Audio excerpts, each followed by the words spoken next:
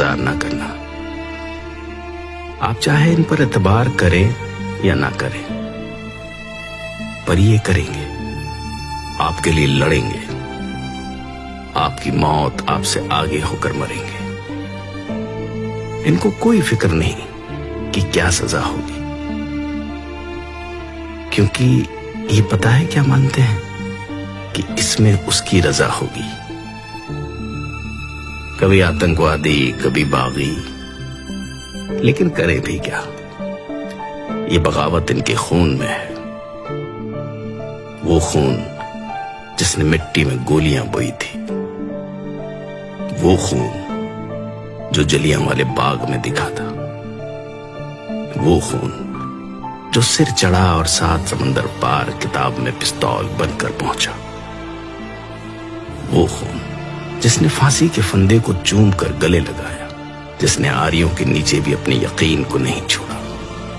यकीन जो हंसते हुए तपती तवी पर बैठ गया, चांदनी चौक में शीश देकर चमकौर में तीरों की बारिश में भीगते हुए आकर खड़ा हुआ सरहंद की उस नींव पर, जिस पे उभरा इंसानियत का महल। आइए जरा देखें तो सही, ये जो बीते कुछ समय से सड़कों पर घूम रहे हैं, ये असल में हैं कौन? इन माताओं की इतनी कौन सी मजबूरी थी कि वो भी साथ चल पड़ी? ये मजबूरी इनके जागते जमीर की है, इनकी पवित्र कोख की है, जिनमें से दुनिया के तमाम योद्धाओं ने जन्म लिया। भला ये घर पर कैसे रह सकती थी? इन्हीं में से जन्मे थे आनंदपुर की धरती से सिर मांगने वाले और सिर देने वाले। इन्हीं में से जन्मे वो योद्धा जो पैदा तो अलग अलग गर्भ से हुए, लेकिन आखिर में अपनी सबसे प्यारी मां धरती की कोख में समा गए। ये वही हैं जो रक्षा करते हैं, चाहे अधिकारों की हो या सरहदों की। दोनों तरफ एक ही पिता के बेटे हैं, दोनों अपने अपने फर्ज निभा रहे हैं।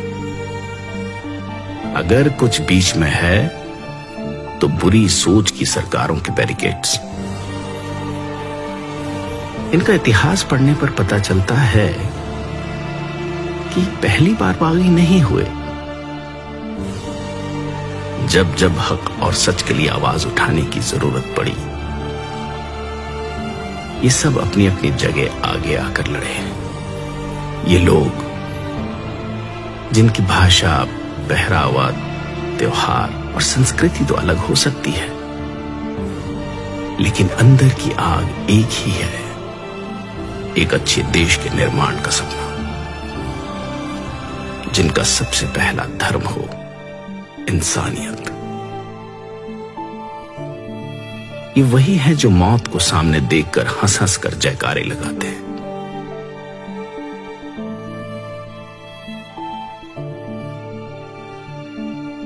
गोरे तो इस देश से चले गए, लेकिन अपनी सोच इन कुर्सियों के आसपास ही कहीं छोड़ गए।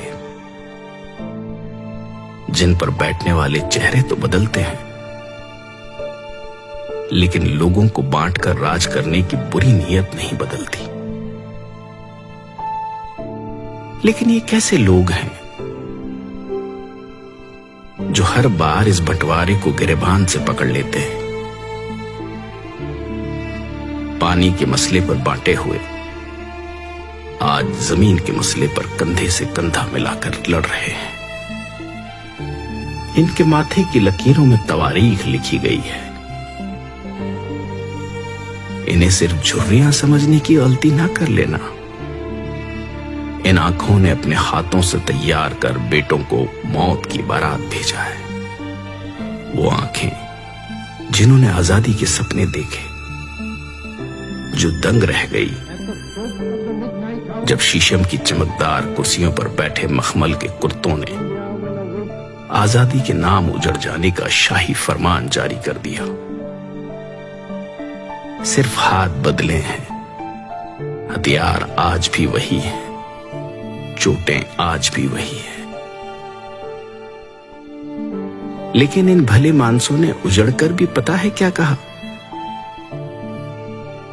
नानक नाम चढ़दी कला, तेरे भाने सरबत का भला।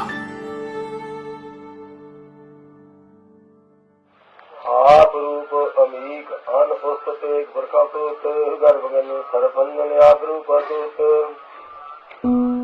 अंगीना भंगनात्मक। ईश्वर की रजा को सबसे ज्यादा मानने वाले किसान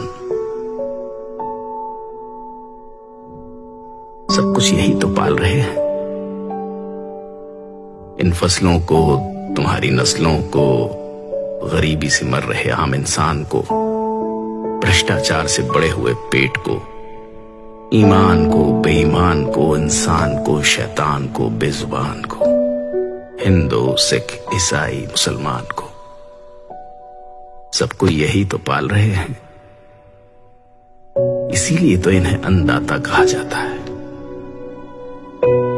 लेकिन अफसोस, आज जब यह अन्नदाता अपने वजूद के लिए सर्द रातों में घर परिवार छोड़कर सड़कों पर उतरा, तो ऊंची छतों वाले कमरों में हीटर ऑन कर गर्म रजाई में बैठकर लोग इनको आतंकवादी कह रहे हैं।